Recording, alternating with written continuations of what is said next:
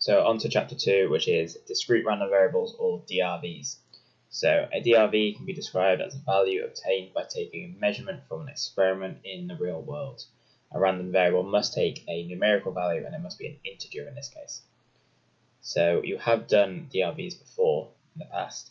You would have done them as sample spaces in GCSE, but now we're just going to tabulate them slightly differently. So to specify a DRV completely, you need to know a set of possible values and a probability in which each one takes. We can draw up a table known as probability distribution. So this is not the same as a sample space. I'm going to do an example where we convert a sample space into the probability distribution to show you the difference. For a DRV, the sum of all probabilities must add up to 1. Yeah, we should know that. If we have probabilities, they should add up to 1. And now I'm going to get straight into examples. Okay, so starting with a reasonably basic example. So a blue tetrahedral die has the numbers 1, 3, 5 and 7 on its 4 faces. A red tetrahedral die has the numbers 2, 4, 6 and 8 on its 4 faces. The 2 dice are thrown and the number that each die lands on is recorded. The discrete random variable t is the total obtained when the numbers that each of the 2 fair dice lands on are added together. So determine the probability distribution for t. So in GCSE we would have done a sample space diagram. So it's something which looks like so. We'll add them together. So we've got a blue one with 1, 3, 5 and 7. And we've got a red one with 2, 4, 6 and 8. And the values in the sample space are your variables. So 3, 5, 7, 9, 5, 7, 9, 11, 7, 9, 11, 13, and 9, 11, 13, and 50. So those are our values. So now we just need to tabulate this properly. So to tabulate it, we've got our variable t, because that is our discrete random variable, and here we've got probability of t equals this value of t. Okay, so the values that t can take are 3, 5, 7, 9, 11, 13 and 15, with the probabilities 1 out of 16, because there's 16 possibilities here, so that's 1 out of 16. That's going to be 2 out of 16, so an eighth. 7 is going to be 3 out of 16. 9 is going to be a quarter, and this is symmetrical, so 3 out of 16, 1 out of 8, 1 out of 16. Okay, this is the probability distribution for t. Okay. Show that t is a DRV. If it's a DRV, then what that means is, so this is a 1, then we've got part 2. So if it's a DRV, then the probability of t equals t, if I sum that, it should be equal to 1. So 1 out of 16 plus 1 out of 8 plus 3 out of 16 plus a quarter plus 3 out of 16 plus 1 out of 8 plus 1 out of 16. That does equal 1, and therefore t is a DRV. Okay, that's it, that's simple enough. And then for part 3, find the probability of t bigger than or equal to 13, bigger than or equal to 7 and less than 13. So I can split this into that's probability of t equals 7, not plus the probability t equals 8 because I've got no 8 here. So plus the probability t equals 9 plus the probability t equals 11. Not plus the probability t equals 13 because it has to be less than 13. Okay, so probability t equals 7 is 3 out of 16. Probability t equals 9 is a quarter. Probability t equals 11 is 3 out of 16. Add them together and I get 5/8. Okay, so that's a reasonably simple introduction into probability distributions with DRVs. So the expectation of a random variable, e of x, I usually do e of x with square brackets instead of curved brackets. I've also written mu and x bar here as well, because e of x is essentially the mean. Okay, mu is the population mean.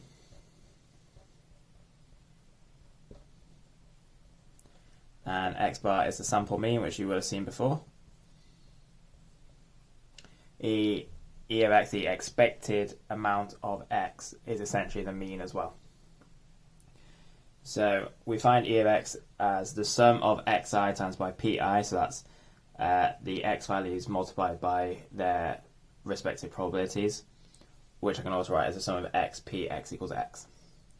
Okay, so here's just a quick example. So the number of television sets per household in a survey of 100 houses in a town given gave the following frequency distributions. This is frequencies. Find the mean set of the data. So to find the mean, what I would do is, so the mean is the sum of f of x over the sum of f.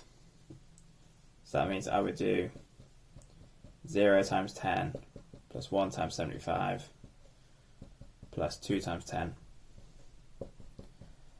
plus 3 times 5 and divide that by the sum of f, which is equal to 100 because there's 100 houses. If I do that, then I get 1.1 as my answer. Okay. B, draw up the probability distribution table for the variable x, where x is the number of TV sets. So I'm just converting this from frequencies to probabilities. So here I'd have x and probability x equals x. So my values of x are going to be 0, 1, 2 or 3. So that means I've got 10 divided by 100, so 0.1. I've got 75 divided by 100, so 0.75. 10 divided by 100, 0.1, and then 0.05 here. So that is the probability distribution of x. And finally, for C, finding the expected value. So I would be doing, so for C, I'm doing x times by its probability. So I'm doing 0 times 0.1 plus 1 times by 0.75 plus 2 times by 0.1 plus 3 times by 0.05. Put that to our calculator and we get the same answer. So the mean is exactly the same as the expectation. Okay, they give me the same answers there. Moving on to variance. So on to variance. So the variance of a random variable x is just written var x, again usually with square brackets, and I've written sigma squared and s squared here again because sigma squared is the population variance and s squared is the sample variance, and they may use those interchangeably, where the variance of x is equal to the sum of xi minus mu, where mu is the mean, squared times by pi, which equals the sum of xi squared pi minus mu squared. Okay, that's how it's given in your formula book. I don't like that. Okay, I will always write variance of x is equal to e of x squared, take away e of x squared. So the variance is the expectation of the square minus the expectation squared. Okay, these are not the same thing. Quick example, so two fair cubical dice are thrown, one is red, one is blue. The random variable m represents the score on the red die minus the score on the blue die. Find the probability distribution of m. So I need to make a sample space diagram.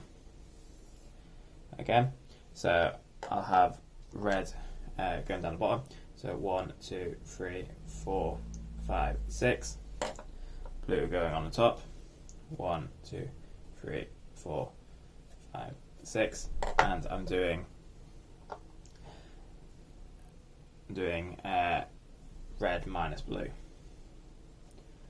Okay, so that's going to give me 0, minus 1, minus 2, minus 3, minus 4, minus 5, 1, 0, minus 1, minus 2, minus 3, minus 4, 2, 1, 0, minus 1, minus 2, minus 3, 3, 2, 1, 0, minus 1, minus 2, 4, 3, 2, 1, 0, minus 1, and 5, 4, 3, 2, 1, 0.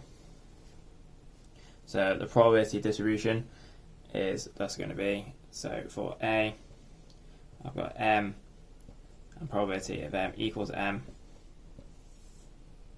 and my values can be anywhere between minus 5 to 5, so minus 5, minus 4, minus 3, minus 2, minus 1, 0, and then 1, 2, 3, 4, 5. Probabilities being, so I've got 36 possibilities here, so 1 out of 36, and 2 out of 36, which is 1 out of 18, then 3 out of 36, which is 1 out of 12, 4 out of 36, 1 out of 9, 5 out of 36, 6 out of 36, so a sixth, and then the same going the other way.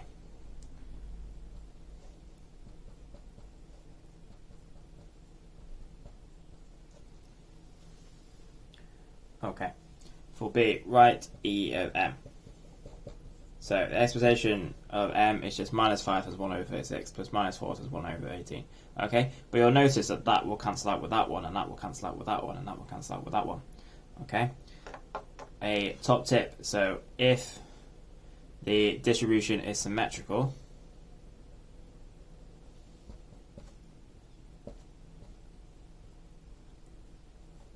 then the expectation is the middle value, because all the other ones are just going to cancel out. So I can say straight away, if there's a symmetrical distribution, that E of M is the value in the middle, so E of M is going to be equal to 0. Okay, this is fine to write in an exam as well. Okay, you can just straight away say that the expectation is equal to the middle value because it's symmetrical. Okay, now we need to find the variance of M. So the variance of M is equal to E of M squared minus E of M squared. Okay, this is just equal to 0 squared, so it's just 0. So that means the variance in this case is just E of M squared. So E of M squared is equal to, so minus 5 squared is 25 times by 1 out of 36 plus 16 times by 1 out of 18 plus 9 times by 112, etc. And if I add those all together, I get 35 over 6. So this distribution has got an expectation of 0 and a variance of 35 over 6. A reminder that the variance is the standard deviation squared. That might be useful later on. Okay, I'm going to do one more example and then we'll move on. So just one more quick one here. So a fair coin is tossed repeatedly until a head appears or 3 tosses have been made. The random variable t represents the number of tosses of the coin. Show that the distribution of t is as follows. So I'm just going to use a tree diagram for this.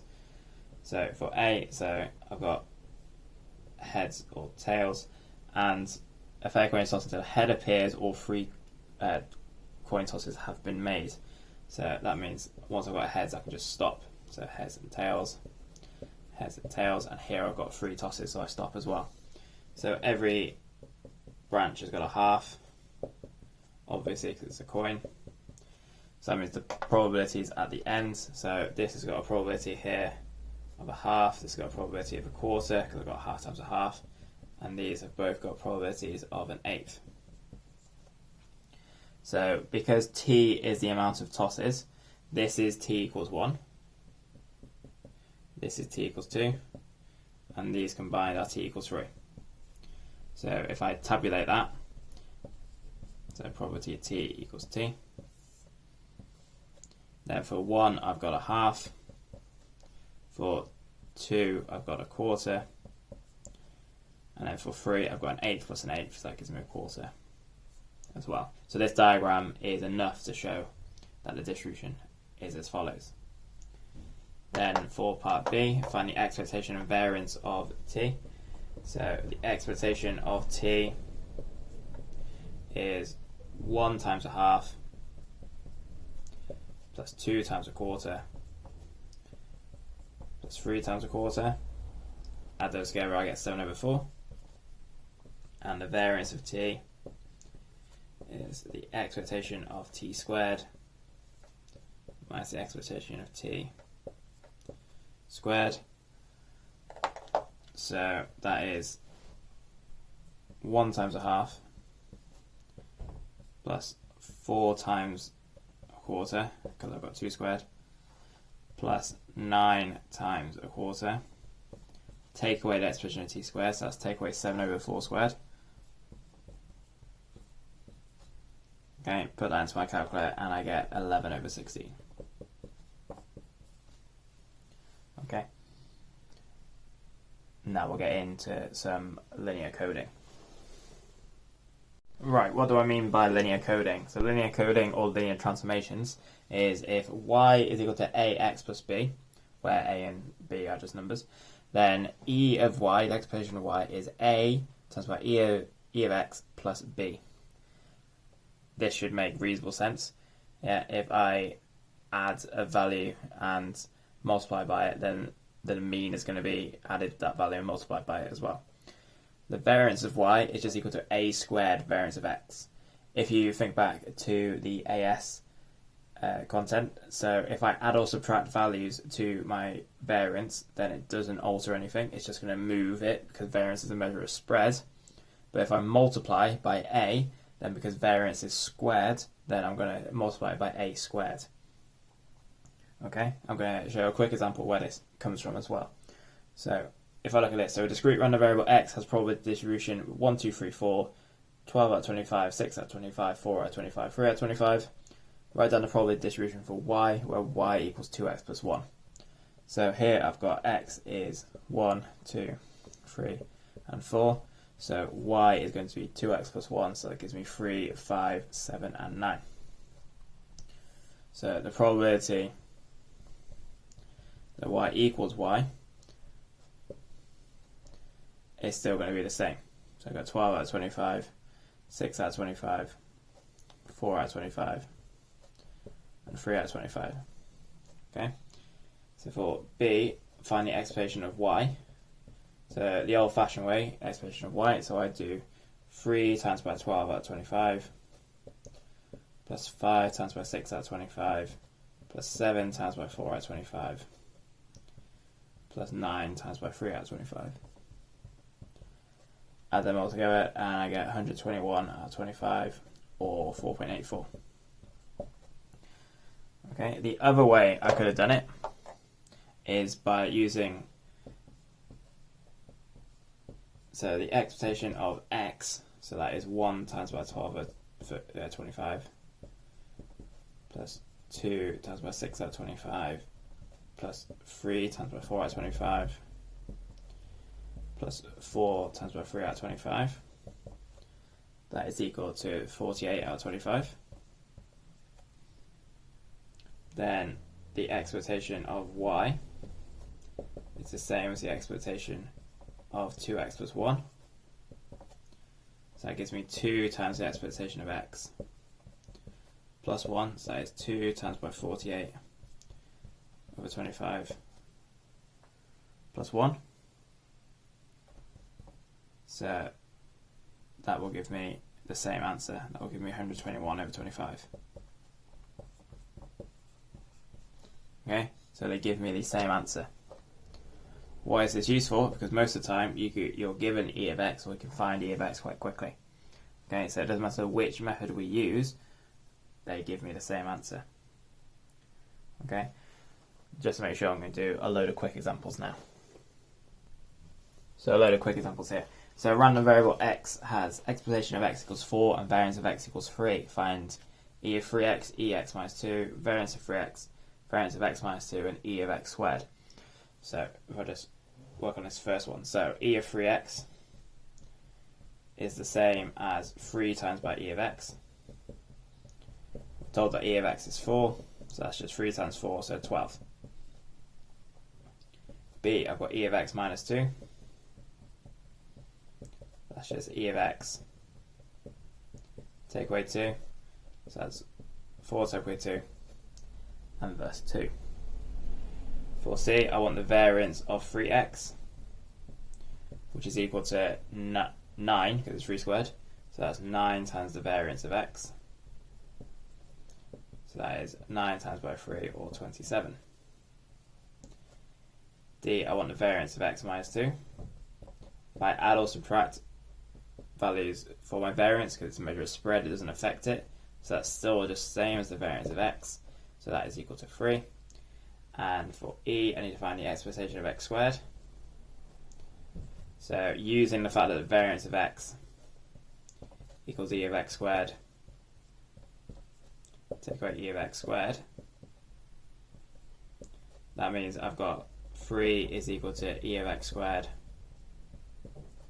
minus 4 squared. That means that E of x squared is equal to 3 plus 16, so that equals to 19. Reasonably straightforward, hopefully. A random variable y has mean 3 and variance 8. To find E, 12 minus 3y, and variance of 12 minus 3y. So E, so this is A, E of 12 minus 3y is just the same as 12 minus 3 E of y, or 12 minus 3 times 3, which is thus 3. And for B, I've got the variance of 12 minus 3y. The 12 doesn't affect anything, only the minus 3 does, so that's the same as minus 3 squared times the variance of y.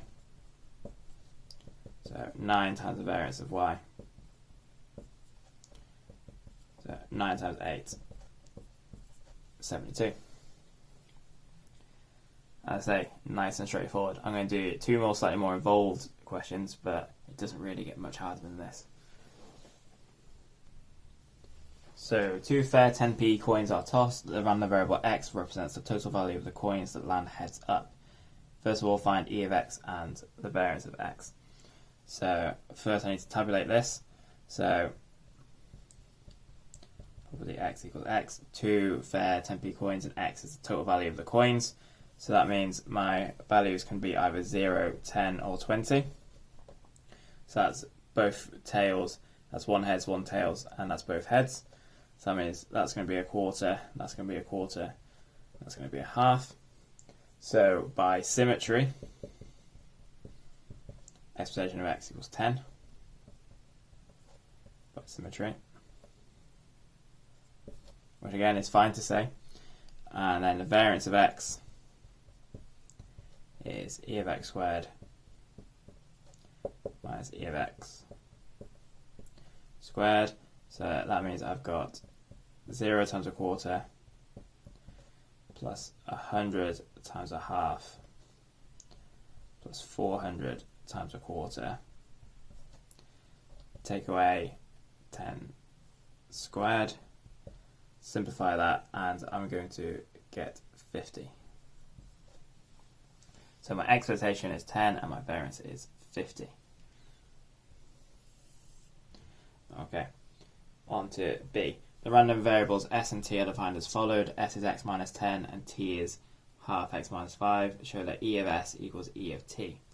So E of s equals E of x minus 10, which is just the same as E of x. Take away 10, so that is 10 take away 10, which is 0. And then E of t is equal to E of a half x minus 5, which is the same as a half e to the x minus 5. So that's a half times by 10, take away 5. So 5 take away 5, so that equals 0 as required. So should probably put a summative statement, therefore E to the s equals E to the t. C, find the variance of s and the variance of t. So the variance of s, so that's the variance of x minus 10. The minus 10 doesn't do anything to my variance, so it's just the same as variance of x. So that's equal to 50. Variance of t is equal to the variance of a half x minus 5. The minus 5 doesn't do anything, but the half, I need to square it, so I get a quarter. So that's the same as a quarter variance of x. So that means that's equal to 50 over 4, or 12.5. Okay, finally part D. Susan and Thomas play a game using 2 10p coins. The coins are tossed and Susan records her score using the random variable s, and Thomas uses the random variable t. After a large number of tosses, they compare their scores, comment on the likely differences or similarities. Okay, so their expectations are the same. E and S and E of t are the same. Okay, so their total scores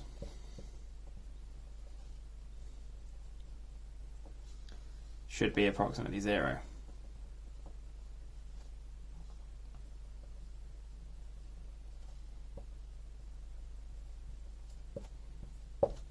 Okay, but the variances are different. The variance of S is much bigger than the variance of T. Remember, variance is a measure of spread. So that means that Simon's scores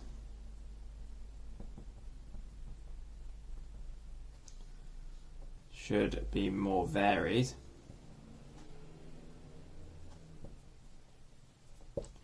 or we can say less consistent.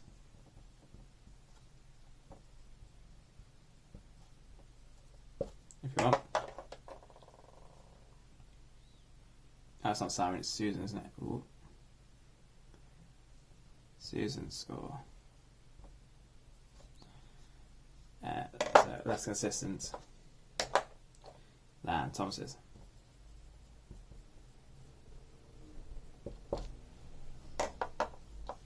Okay, one last example where we just work backwards. One last example then. So data are coded using y equals x minus 150 over 50. The mean of the coded data is 5.1 and the standard deviation of the coded data is 2.5. Find the mean of the original data and the standard deviation of the original data. So for A, I know that y equals x minus 150 over 50, and I want to find the mean of x. So I'm going to rearrange this first. So x is 50y plus 150. So that means that the expectation of x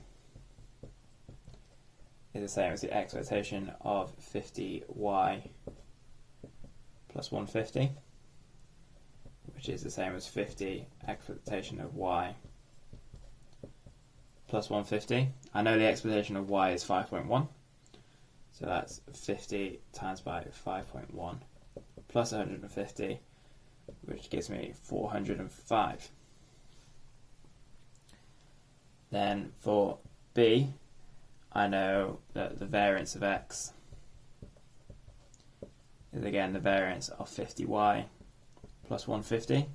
Plus 150, I don't care about that, so I've just got 50 squared times by the variance of y. But what is the variance of y? The variance of y is, so the standard deviation of y is 2.5, so the variance of y is 2.5 squared, so 6.25.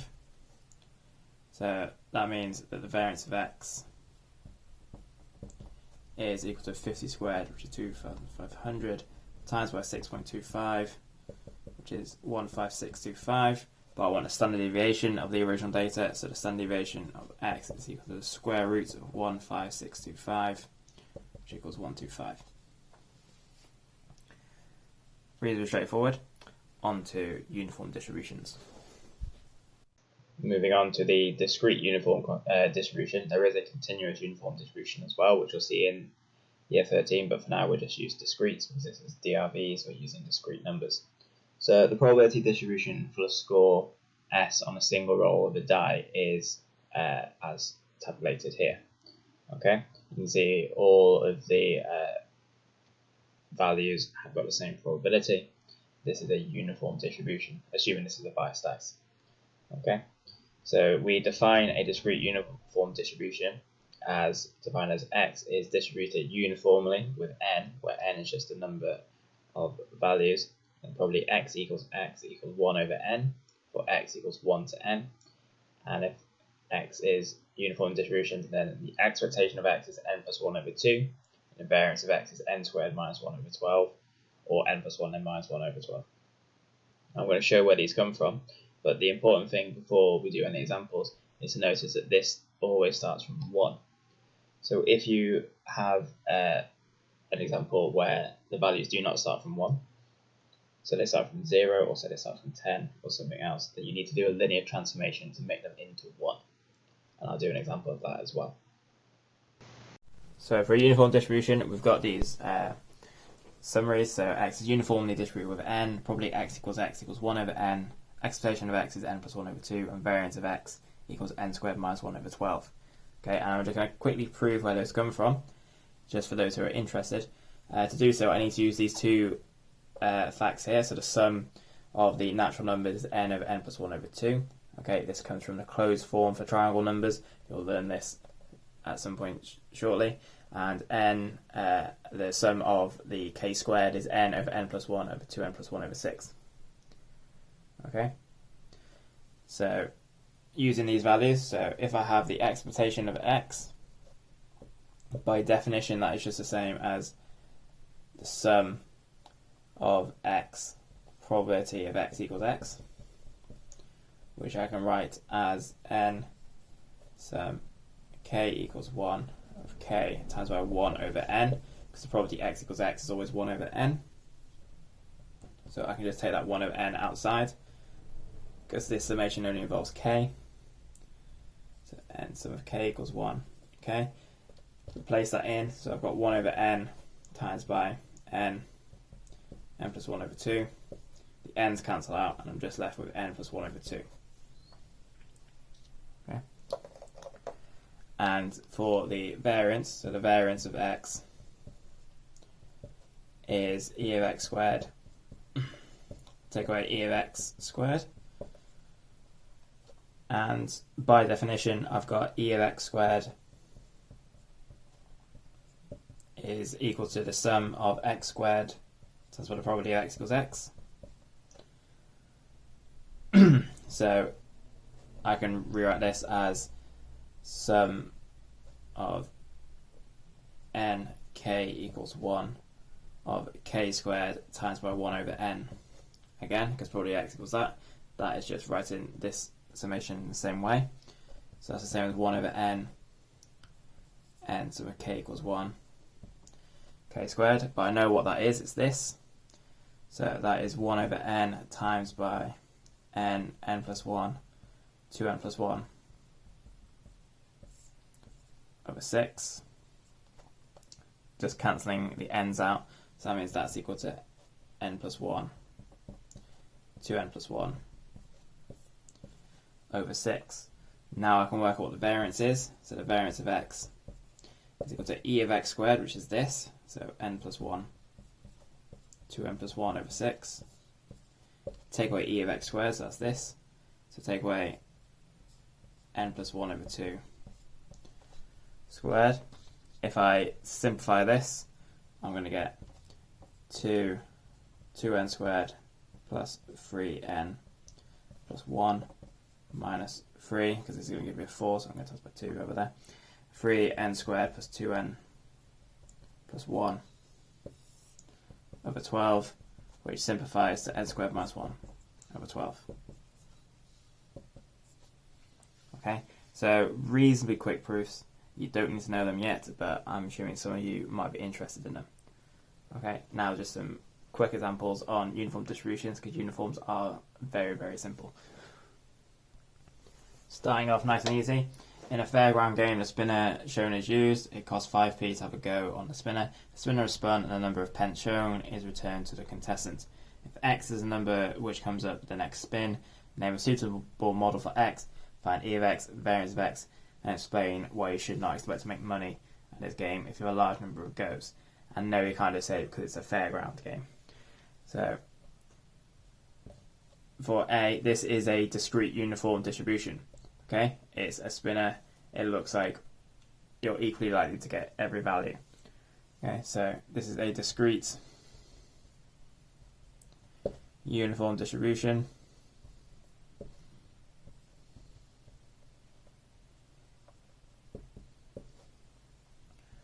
Which I'm going to can call x u8.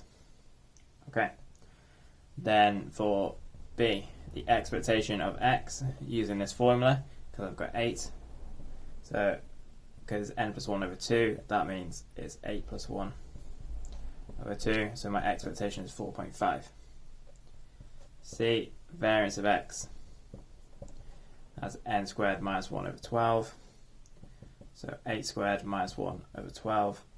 So 63 over 12, which is 5.25. Then part D, explain why you should not expect to make any money, because the expectation of x is less than 5. We're paying 5p to have a go on the spinner, but our expected winnings is only 4.5. So expected winnings is less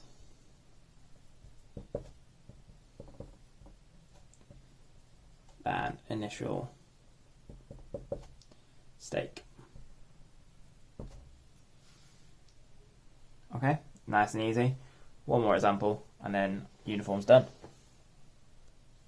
So slightly more involved, digits are selected at random from a table of random numbers. Find the mean and standard deviation of a single digit and then find the probability a particular digit lies within one standard deviation of the mean. Okay, remember our uniform distribution starts from 1, but my digits here start from 0. They go from 0 to 9. So if I say D is the distribution of digits,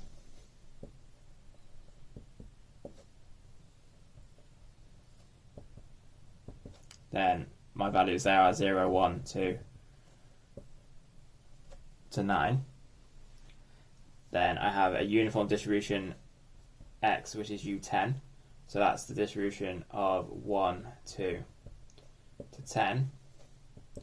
That means that my digits d is equal to x minus 1.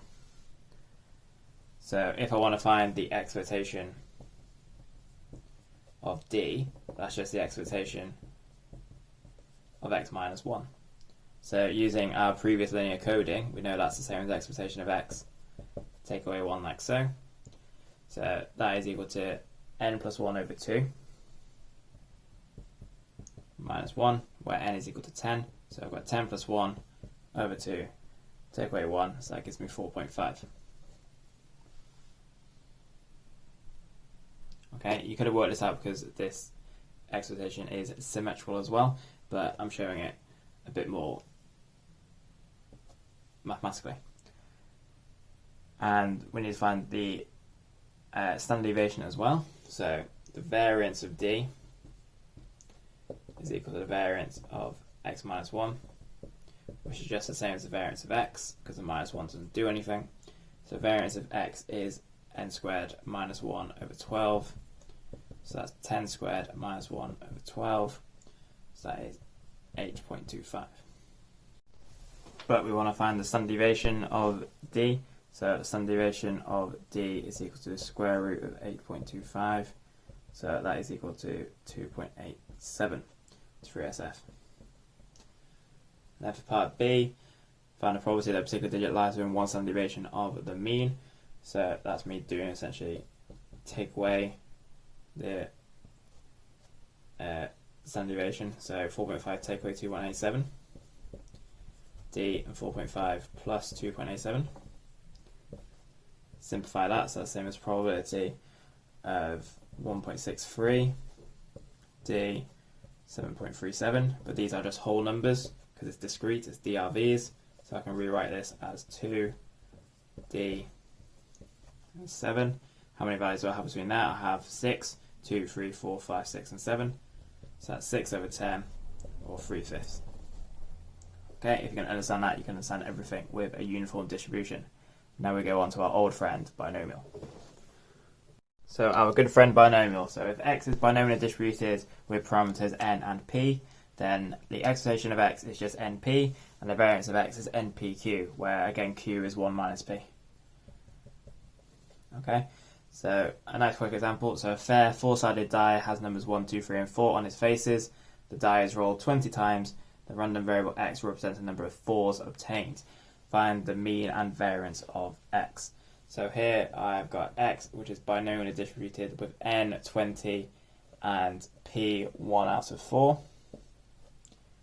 So my expectation of x is just np, so 20 times a quarter, so 5, and my variance of x is npq, so that's 20 times a quarter times 3 quarters, which is 3.75. Then for part B, it says find the probability x is less than mu minus sigma. Mu is the expectation, sigma is the standard deviation.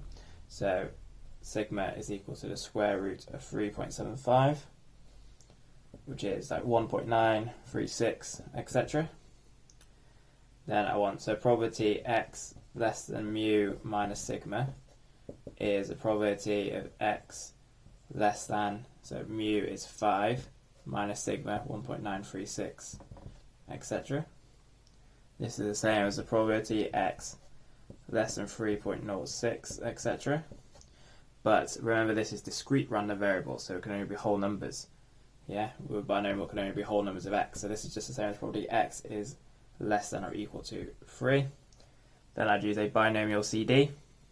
Yeah, so menu 7 down to binomial CD variable, so x is equal to 3, n is 20, p is 0.25, and I get 0.225 to 3SF. Okay, nice and straightforward. 2 more examples and then that's binomial done. So this first one, David believes that 35% of people in a certain town will vote for him in the next election, and he commissions a survey to verify this. Find the minimum number of people the survey should ask to have a mean number of more than 100 voting for David. So if I say n is the number of people asked, and then I can say x is binomially distributed with n and 0.35, and I've got e of x is equal to 0.35n, just by definition. So I want 0.35n to be bigger than 100. So that means n has to be bigger than 100 over 0.35, which is 285.7, etc. So therefore 286 people need to be asked.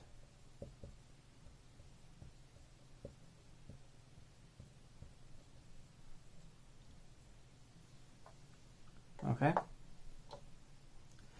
Now one which is a little bit more tricky, and I'm going to use a different colour. So an examiner is trying to design a multiple choice test for students answering the test at random. He requires that the mean score of the test should be 20 and the standard deviation should be at least 4. Assuming that each question has the same number of alternative answers, find how many questions and how many alternative answers each question should have. So if we have n is number of questions,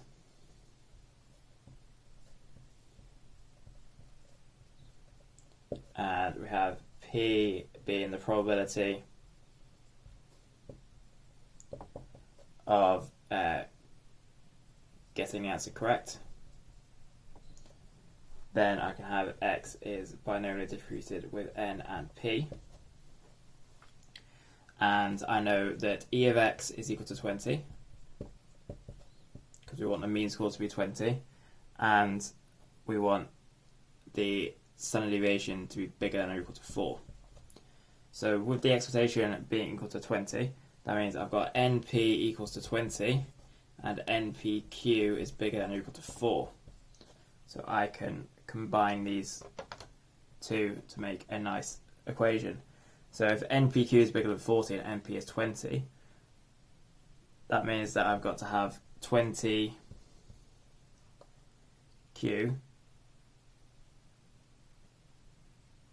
npq is not bigger than 40, it's bigger than 4.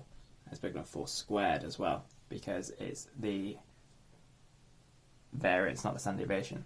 So I've got 20q has to be bigger than or equal to 16. where q is just 1 minus p, so 21 minus p has to be bigger than or equal to 16. So 20 minus 20p bigger than or equal to 16. So I'm going to p and 0.2, like so. So what this means is the examiner should have, so examiner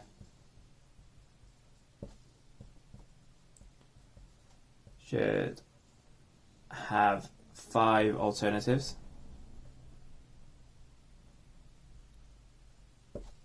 for each question.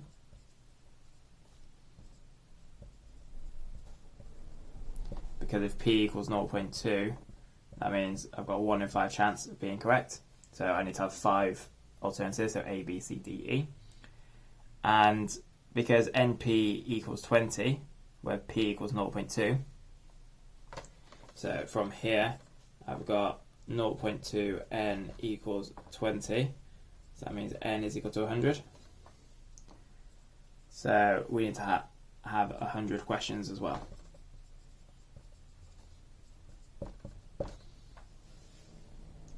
Okay, hopefully that makes sense. And just to finish off chapter 2, we need to do some geometric distribution. Onto geometric distributions, which may appear very similar to binomial distributions, but they've got one clear difference. So suppose that you need to roll a 6 on a dice before you can start a game. You will keep rolling the dice until you get a 6. So this situation can't be modelled with any of the distributions we've used so far. We can't use a uniform, we can't use a binomial because the number of trials is not fixed and the events do not occur randomly. So if I have an example, the probability of getting a success on the 4th attempt is me basically failing, and then succeeding on the 4th. Okay, so the geometric distribution involves the success and fails as a binomial, but I don't have a value of n, I don't have a set number of trials. So how do we formalize this? So I say x is distributed geometrically with p, where p is a probability of success, usually. Then probability x equals x is p q x minus 1 for x equals 1, 2, 3, etc. all the way up to infinity, because this is an infinite distribution. So although it is discrete, it is also infinite.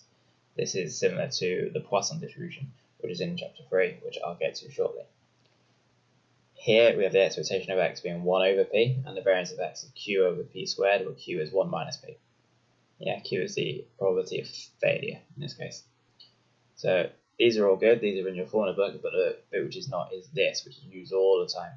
So probability x bigger than x equals q to the power of x.